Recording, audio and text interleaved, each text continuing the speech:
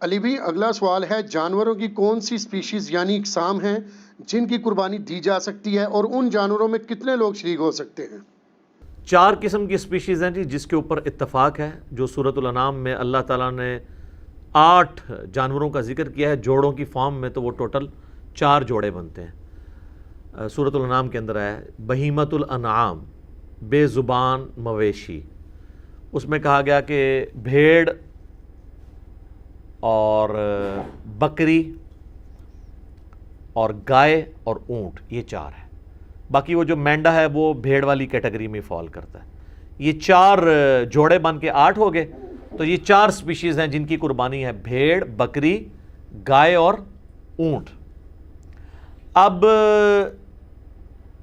اس میں یہ بھی کوئی تفریق نہیں ہے کہ میل ہے یا فیمیل، اس میں پریفر یہ ہے کہ دودھ دینے والی جانور کو نہ ذبح کیا جائے، دوسرے کو ہی کیا جائے، لیکن فیمیل کی بھی قربانی لگ جاتی ہے۔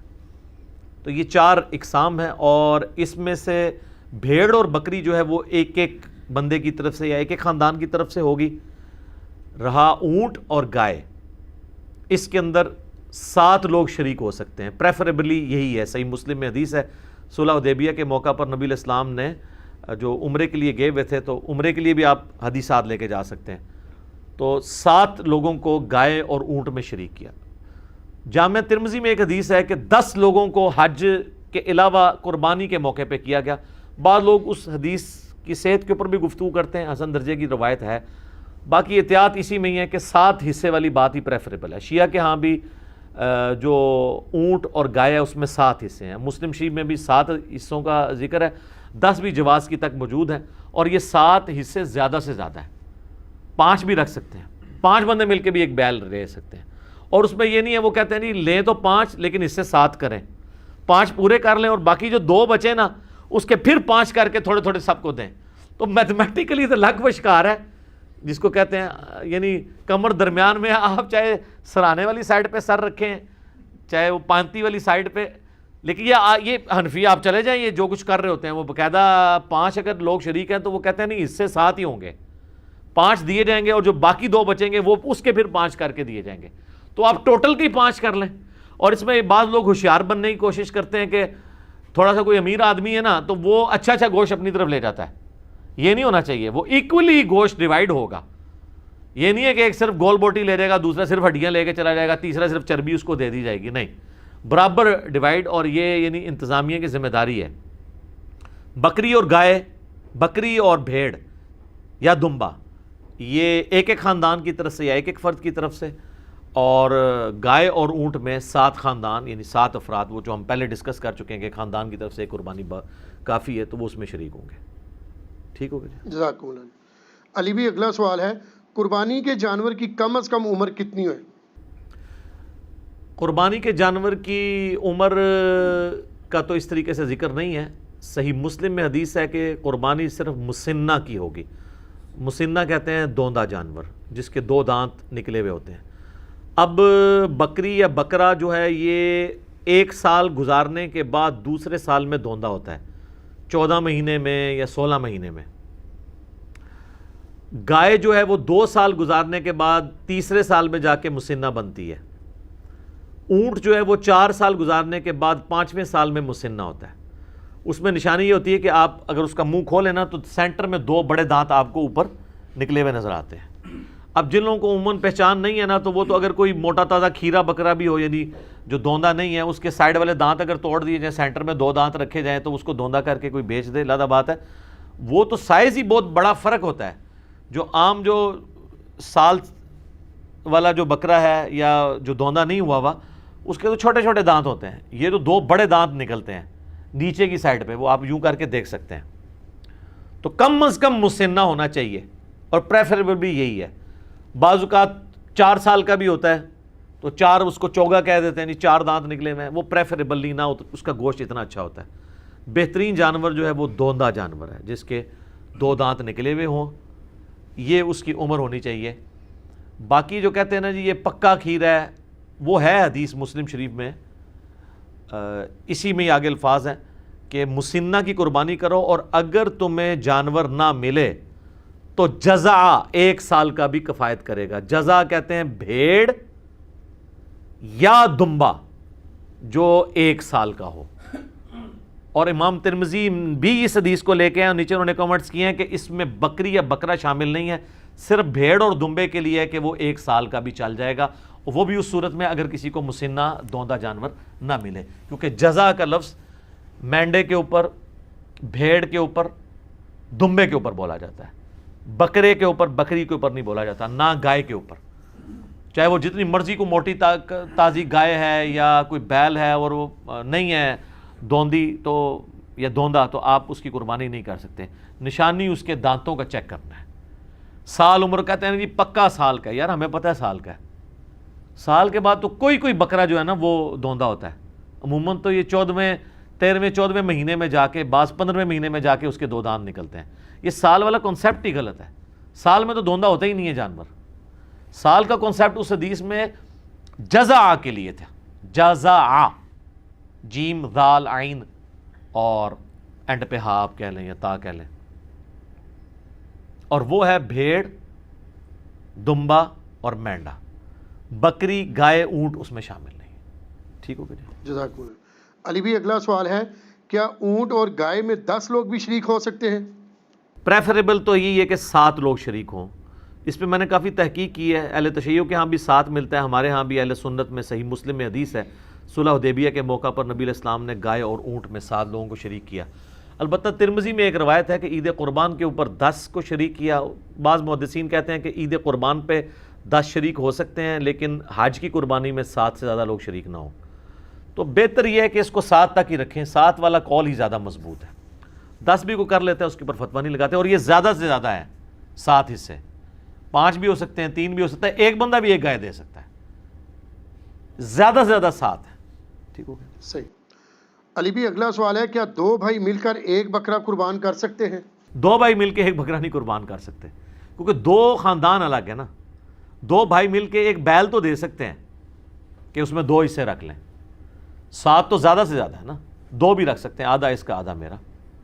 لیکن بکری میں 2 نہیں نہ شریک ہو سکتے, کیونکہ ایک پوری جان آپ نے ایک خاندان کی طرف سے دینی ہے بکرے کی کیس میں, کیونکہ اس میں تو حصہ ہی ایک ہوتا ہے. تو 2 بھائی مل کے ایک بکرا نہ دیں, بلکہ وہ بکرا خریدنے کی بجائے وہ بکرے کے رقم آدھی کر لیں, تو 2 بھائی جو ہے وہ کسی تیسرے بندے کے بیل میں 2 حصے ڈال سکتے ہیں, اپنا اپنا حصہ ڈال دیں. تو اس طرح کر لیں, بکرے میں 2 بھائی شریک نہیں ہو سکتے. ٹھیک ہو گیا, جزاک اللہ. علی بھائی اگلا سوال ہے, کیا بھینس یا بھینسے کی قربانی دینا بھی جائز ہے؟ اچھا, بھینس کے بارے میں اکثر پوچھ رہے ہوتے ہیں نا, وہ لوگ پوچھ رہے ہیں کہ انہوں نے خود بھی کبھی بھینس کی قربانی نہیں دی ہوتی. قربانی تو ہمیشہ بھینسے کی ہو رہی ہوتی ہے, کٹے دی تو کہتے ہیں جی پوچھیں جی بھینس کی قربانی ہو جاتی ہے. بھینس کی کون قربانی کرتا ہے؟ بھینس تو دودھ دے رہی ہوتی ہے. یہ جو پوچھ بھی رہے ہوتے ہیں ان کو کہ ذرا منڈی میں بھینسیں آئی ہوتی ہیں بکنے کے لیے یا بھینسیں آئے ہوتے ہیں؟ پہلی تو یہ پھکی ہے, جو پوچھے نا بھینس کی قربانی ہوتی ہے ان کو جی بھینس دی تو تسی بھی نہیں دیں دے. یہ حنفی پوچھ رہے ہوتے ہیں نا بھینس حلال ہے یا حرام ہے. تو میں نے بہت پہلے ایک ویڈیو ریکارڈ کروا دی ہے, گھوڑا, بھینس, کینگرو, مرغی, انڈا, اس کے اوپر ایک ایک چیز میں نے کلیئر کی ہے. اور میں نے اس میں بتایا کہ آپ مجھے پہلے فقہ حنفی میں بتایا نا کینگرو حلال ہے یا حرام ہے. تو امام حنیفہ نے تو کینگرو دیکھے ہی نہیں, ان کو تو پتہ ہی نہیں تھا. ظاہر اس زمانے میں تو آسٹریلیا کہاں تھا, آسٹریلیا تو زیادہ منظر عام پہ آیا جب یہ برٹن امپائر تھی, انہوں نے وہاں پہ جا کے وہ اپنے جو بھی ایک عیاشی کا اڈا بنایا تھا, تو آسٹریلیا تو اس وقت سامنے آیا تو کینگرو لوگوں کو پتہ چلنا شروع ہوا. پہلے لوگوں کو تو کینگرو کا پتہ ہی نہیں تھا. تو وہ آج کے دور کا مسئلہ ہے. تو بھینس کے بارے میں آپ کتاب الاجماع جو ہے آپ اٹھائیں, پہلے 300 سال میں کتاب لکھی گئی ہے, اس کا اردو میں ترجمہ بھی ہو چکا ہوا ہے. اس میں باقاعدہ لکھا ہے کہ اس بات پہ اجماع ہے کہ بھینس جو ہے وہ گائے کے حکم میں داخل ہے اور یہ بہیمۃ الانام میں آتی ہے. تو ہمیں جو لغت کے لوگ ہیں یہ بتاتے ہیں کہ گائے اور بھینس ایک کیٹیگری میں فال کرتے ہیں. اگرچہ یہ اسپیشیز ڈیفرنٹ ہیں, لیکن اگر آپ اسے دقت نظر سے دیکھیں تو یہ ایک ہی جانور کی 2 اسپیشیز ہیں. عرب کے اندر گائے پائی جاتی ہے, ہمارے یہاں پہ بھینس پائی جاتی ہے. اچھا, بھینسیں صرف ہمارے علاقے, آپ مصر میں چلے جائیں وہاں پہ بھی بھینسیں بہت ہیں. تو بھینس جو ہے وہ گائے کے حکم میں داخل ہے, اور بھینس کی قربانی کا مسئلہ تو پھر حل ہو گیا. ویسے تو اس میں حنفی تو قائل ہیں بھینسے کی قربانی کے. اہل حدیث میں 2 گروہ ہیں, کچھ کہتے ہیں کر لیں، کچھ کہتے ہیں نہ کریں، اس لیے کہ یہ ان 4 بہیمت الانعام میں نہیں آتے جس کا ذکر سورۃ الانعام میں آیا ہے، بکری، بھیڑ اور گائے اور اونٹ۔ چونکہ گائے کا ذکر آیا تو گائے کی سپیشیز میں یہ چیز داخل ہے، بھینس، جاموس اسے کہا جاتا ہے عربی میں، البقرہ اس کے لیے یہ جاموس ہے، تو جاموس اسی کیٹیگری میں فال کرتی ہے۔ لہذا میرا بھی یہی خیال ہے کہ بھینس کی قربانی بغیر کسی کراہت کے، یا بھینسے کی قربانی کہنا چاہیے، وہ گائے اور بیل کی قربانی کی کیٹیگری میں فال کرے گی، اور اس میں کوئی حرج نہیں ہے۔ باقی جس کو کوئی زیادہ تقوی کا حیض ہے وہ بچنا چاہتا ہے ضرور بچے، کسی اور کے اوپر فتویٰ نہ لگائے۔ میں جن دنوں میں یہ کہتا بھی تھا کہ بہتر ہے کہ اس کی نہ دیں، میں اس وقت بھی یہی کہتا تھا۔ 2012 میں میری ایک ویڈیو ریکارڈ ہوئی تھی قربانی کے اوپر، مسئلہ 52، اس میں نے کہا تھا کہ ہم فتویٰ کسی پہ نہیں لگاتے، اگر کوئی دینا چاہتا ہے بھینس کی قربانی ضرور کرے۔ باقی پریفریبل ہے، بعض لوگ اس میں آرگومنٹ کرتے ہیں، میں نے بھی کیا تھا کہ ہرن کو ہم بکری کی کیٹیگری میں لا کے، پھر ہرن بھی بہیمت الانعام میں آتا ہے، کیونکہ اس کے بھی وہ پتہ نہ پاؤں کے کھر کٹے ہوئے ہوتے ہیں۔ یہ بہیمت الانعام کی نشانی ہے کہ وہ 2 کھر یوں کٹا ہوا ہوتا ہے، کٹ والا پاؤں ہوتا ہے ان کے۔ تو بعض گھوڑے کا پوچھ رہے ہوتے ہیں، گھوڑا اس میں نہیں آتا کیونکہ اس کے پاؤں کٹا ہوا نہیں، ویسے گھوڑا حلال ہے، اس پہ علیحدہ سے حدیثیں موجود ہیں۔ تو کہتے ہیں پھر کل کو ہرن کی بھی وہ قربانی کرے گا۔ بھئی ہرن بہیمت الانعام میں آتا ضرور ہے، لیکن اس کیٹیگری میں جو قرآن میں 4 آئے ہیں اس میں نہیں آتا۔ قرآن کی کیٹیگری میں، گائے کی کیٹیگری میں بھینس خود بخود فال کرتی ہے، لہذا بھینس یا بھینسے کی قربانی گویا گائے کی قربانی میں شامل ہے۔ اور یہ ہر علاقے کی اپنی غذا ہے۔ ہم لوگ تو یہ سرخ گوشت سے ڈرتے ہیں نا تھوڑا سا کھاتے ہوئے، بھینس کے گوشت کو، لیکن آپ اگر کے پی میں چلے جائیں نا تو ہمارے جو پٹھان بھائی ہیں نا، وہ بھینس کا گوشت جو ہے زیادہ شوق سے کھاتے ہیں ایز کمپیئر ٹو گائے کے گوشت کے۔ تو لہٰذا بھینس کی یا بھینس کی قربانی آپ کو پوچھے، اس کو کہنا بھینس چھوڑو، بھینسا کہا کرو، کیونکہ بھینس تو دودھ دیتی ہے، وہ کس نے قربان کرنی ہے؟ کوئی بیمار ہو جائے، کوئی بالکل لاغر ہو جائے، اس طرح کی بھینس اگر قربانی کے لیے آتی ہے تو اس کی قربانی بھی نہیں لگے گی، یہ ذہن میں رکھیے گا۔ ہاں، تو بھینسے کی قربانی لگنی چاہیے جو صحیح تازہ ہو، بہترین قسم کا، تو وہ اس کا گوشت بھی اچھا ہے۔ اور ٹھیک ہے، سنت ابراہیمی میں آئے گا، بنا ہوا بچڑا جو ہے وہ حضرت ابراہیم علیہ السلام بھی لے آئے تھے، قرآن میں آتا ہے۔ ان کو بعد میں پتہ چلا کہ یہ تو فرشتے ہیں، کھاتے نہیں ہیں، پہلے تو ان کو پتہ ہی نہیں چلا۔ اس سے عقیدہ علم غیب بھی کلیئر ہوتا ہے، ٹھیک ہے۔ تو وہ ڈر گئے اپنے دل میں کہ یہ کیوں نہیں کھا رہے میرا نمک، کہیں مجھے نقصان پہنچانے تو نہیں آئے۔ تو پھر فرشتوں نے کہا نہیں، ہم انسانی شکل میں آئے، ہم ہے فرشتے ہیں، قوم لوط پہ عذاب لے کے آئے۔ تو بھینس بالکل حلال ہے جی، اور حلال بھی ہے، اس کی قربانی بھی گائے کی کیٹیگری میں فال کرتی ہے، تو بے فکر ہو کے کریں، کوئی مسئلہ نہیں ہے۔ جزاک اللہ۔ علی بھی اگلا سوال ہے، قربانی کے جانور میں کون کون سے ایسے عیوب ہیں جن کی بنا پر قربانی کرنا جائز نہیں ہوگی؟ دیکھیں، سب سے بڑا عیب تو یہ ہے کہ وہ دھوندا نہیں ہے، تو وہ قربانی نہیں ہوگی۔ جو مسلم شریف میں حدیث ہے کہ صرف مسنہ کی قربانی ہوگی، دوندے کی، اور اگر تم دوندا نہ پاؤ تو جزع 1 سال کا کفایت کرے گا۔ اور جزع کے بارے میں امام ترمذی نے ساتھ لکھ دیا اس حدیث کے کانٹیکسٹ میں، کیونکہ ترمذی میں بھی حدیث ہے، مسلم میں بھی موجود ہے، ترمذی میں بھی، کہ جزع سے مراد بھیڑ اور دمبا یا مینڈا آتا ہے، بکری اس میں فال نہیں کرتی، نہ گائے اور اونٹ، تو دوندے کی قربانی ہوگی۔ یہ تو ہوگی ایک بیسک شرط۔ باقی جامعہ ترمذی، ابو داؤد، نسائی، ابن ماجہ میں کئی ایک احادیث ہیں جن میں نبی علیہ السلام نے فرمایا کہ کسی ایسے جانور کی قربانی نہ کرو جس کے کان کٹے ہوئے ہوں، سینگ ٹوٹا ہوا ہو، اس کے جسم پہ گوشت کم ہو، وہ لاغر ہو، وہ بیمار ہو، کوئی بھی اس کے اندر زہری عیب ہو، لنگڑا ہو۔ یہ سارے الفاظ ابو داؤد، ترمذی، ابن ماجہ، نسائی میں موجود ہیں۔ لنگڑا، سینگ ٹوٹا، لاغر، کانا، آنکھ نکلی ہوئی، یعنی جو ایک جانور کو دیکھ کے آپ کہہ سکتے ہیں یہ عیب ہے اس کے اندر، کان کٹا ہوا ہے۔ سینگ، بعض اوقات جینون کوئی ایسے بیل ہوتے ہیں جو جن کو ہم مونے بکریاں یا مونے بیل کہتے ہیں، جن کے وہ سینگ نہیں ہوتے ہیں، لیکن بعض اوقات ایسا بھی ہوتا ہے کہ ایک کا سینگ ٹوٹ گیا تو دوسرے کو وہ ریتی پھیر کے مونا کر لیتے ہیں۔ وہ ہم نے کسی ایکسپرٹ کو دکھانا ہے کہ یہ سینگ جو ہے یہ جینون مونا ہے یا یہ مونا کسی اسلامی بھائی نے بنا دیا اسے، ٹھیک ہے، کیونکہ ایک سینگ ٹوٹا تھا تو دوسرا بھی توڑ دیا۔ اور اس کے بھی چانسز ہوتے ہیں کہ سینگ ٹوٹا ہوا اور وہ کسی طریقے سے اس کے اوپر کوئی ایڈہیسو لگا کے وقتی طور پہ اس کو جوڑ دیا جائے۔ تو یہ جب آپ یہ سینگوں والی بھی کوئی بھی جانور آپ لیں نا تو اس کو ذرا زور سے پکڑ کے کھینچ لیا کریں، کیونکہ یہ بے شک ایلفی سے بھی جوڑا ہو نا وہ جھٹکا نہیں برداشت کرتی، الا یہ ہے کہ کوئی انجینئر ہو تو وہ اس میں کوئی پیچ فٹ کر دے تو ظاہر ہے وہ تو آپ جتنا 2 بندے بھی کھینچیں گے سینگ نہیں ٹوٹنے لگا، یہ پاسبل ہے۔ یہ جس طرح آپ کو پتا دانت ٹوٹ جائے نا تو ڈرل کر کے نا اس کا وہ فیمیل پورشن نیچے رکھتے ہیں، میل پورشن اوپر سے اس کو وہ چوڑی کے ساتھ کس دیتے ہیں، اگر اس طرح کا کوئی ڈرل کر کے وہ نیچے اس کے کوئی پھنسا دی جائے اس طریقے سے اس کا فیمیل پورشن اور اوپر سے سنگ میں وہ کر کے تو پھر تو ظاہر آپ کھینچیں گے بھی تو نہیں جائے گا۔ تو بہرحال اس میں تسلی کریں، اس لیول پہ تو خیر بہت کوئی سمجھدار ہوا تو وہ جائے گا، ادروائز زیادہ تر تو وہ جس طریقے سے جوڑتے ہیں تو مونا بکرا ہو یا سینگ والا ہو دونوں کو چیک ضرور کر لیا کریں کہ یہ ایب جو ہے نا اس کے اندر موجود نہ ہو۔ تو اس طرح کے عیوب جب ہوں گے، کان کٹا ہوا ہوگا، کانا ہوگا، یا اس کی ٹانگ ٹوٹی بھی ہوگی، یا لاغر ہوگا، بیمار ہوگا، پھر اس کی قربانی نہیں لگے گی، کیونکہ لن تنالوا البر حتی تنفقوا مما تحبون، تم نیکی کے کبھی بھی اعلیٰ درجے کو نہیں پا سکتے جب تک کہ اپنی پسندیدہ چیزیں اللہ کی راہ میں قربان نہ کر دو۔ پارہ نمبر 4 کا آغاز ہی اسی سے ہو رہا ہے، سورۃ النساء کی آیت ہے۔ تو یہ جناب وہ عیوب ہے۔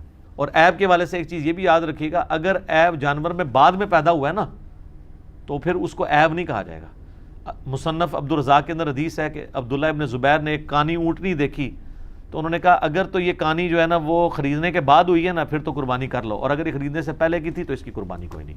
اس طرح کوئی زخمی ہے، کوئی جانور چھلانگ مار کے ٹانگ توڑ لی ہے اس نے اپنی اور بعد میں زخمی ہوا ہے خریدنے کے بعد تو اس کی قربانی لگ جائے گی، پہلے سے تھا پھر نہیں لگے گی۔ ٹھیک ہوگا جی، جزاکم اللہ۔ علی بھی اگلا سوال ہے، اگر قربانی کا جانور زخمی ہو جائے، بیمار ہو جائے یا پھر مر جائے تو کیا نیا جانور خریدنا ضروری ہوگا؟ نیا جانور کوئی خریدنا ضروری نہیں ہے، لا یکلف اللہ نفسا الا وسعہا۔ آپ نے ظاہر جمع پوجی کے ساتھ یہ سب کچھ کیا، اب وہ ایک قدرتی آفت اللہ کی طرف سے آ گئی ہے تو اب اللہ تعالیٰ آپ کو مجبور نہیں کرتا کہ جی آپ نے ضرور نیا جانور خریدنا ہے۔ ظاہر ہے کہ آپ نے تو اپنی کمٹمنٹ شو کر دی تھی، اور بعض اوقات جانور لینے کے بعد بیمار ہو جاتا ہے تو اب لینے کے بعد بیمار ہوا ہے اور آپ کسی ایکسپرٹ کو دکھائیں اور وہ کہے کہ یہ قربانی تک نہیں چلے گا تو اب قربانی سے پہلے اسے ذبح کر لیں تاکہ کم از کم اس کا گوشت تو کھا سکیں، یہ نہ ہو کہ وہ آرام موت مر جائے، وہ آپ کھانے کے قابل بھی نہ رہیں۔ تو قربانی آپ کی اللہ کے حضور لکھی گئی سر، وہ تو سورۃ الحج میں ہے کہ اللہ تعالیٰ کو نہ تو گوشت پہنچتا ہے نہ خون، وہ تو تمہارے دلوں کے تقوی کو دیکھتا ہے۔ صحیح مسلم میں حدیث ہے اللہ تعالیٰ تمہاری شکلوں اور مال کو نہیں دیکھتا، دلوں اور اعمال کو دیکھتا ہے۔ لہٰذا اگر اس طرح کا کوئی مسئلہ ہو گیا تو ٹینشن لینے والی ضرورت نہیں ہے۔ اسی طریقے سے اس میں ایک فقہ حنفی والوں نے ایک پتہ نہیں مسئلہ گھاڑ لیا ہے، وہ کہتے ہیں کہ اگر کسی شخص پہ قربانی سنت موقدہ تھی ہمارے نزدیک اور ان کے نزدیک واجب تھی، اور اس نے جانور لیا تو اس کا جانور مر گیا یا زخمی ہوا اور ذبح کرنا پڑ گیا تو خیر ہے، اس کو نیا جانور لینے کی ضرورت نہیں۔ لیکن اگر کسی غریب آدمی نے لیا اور اس کا اس طرح مر گیا تو اس کو تو لازمی لینا پڑے گا۔ یہ بالکل الٹ بات ہے نا، یعنی جو بالکل وہ اس بیچارے نے تو پہلے اتنی مصیبت سے لیا ہے، وہ کہتے ہیں اس لیے کہ اس نے جان بوجھ کے اپنے اوپر واجب کروا لیا ہے، کیونکہ انہوں نے ایک بنیادی غلط کھڑی کر لی تھی، تو وہ کہتے ہیں کہ اس کی وہ اس منت کی کیٹیگری میں فال کر جائے گا جیسے منت پوری کرنی ہی کرنی ہوتی ہے۔ تو منت اگر آپ نے پوری کرانی ہے تو منت توڑوا لیں اس سے اور 3 روزے غریب سے رکھوا لیں، کیونکہ بخاری مسلم میں آتا ہے قسم توڑنے کا جو کفارہ ہے وہی منت کا کفارہ ہے۔ تو وہ بلکہ قرآن میں سورہ المائدہ کی آیت نمبر 89 کے اندر یہ کفارہ آیا ہے، 3 روزے رکھ لے بجائے کہ بیچارہ پھر پیسے جوڑنا شروع کرے، تو یہ بالکل باطل مسئلہ ہے۔ آپ کی قربانی ہو گئی، ٹھیک ہو گئی۔ جزاک اللہ۔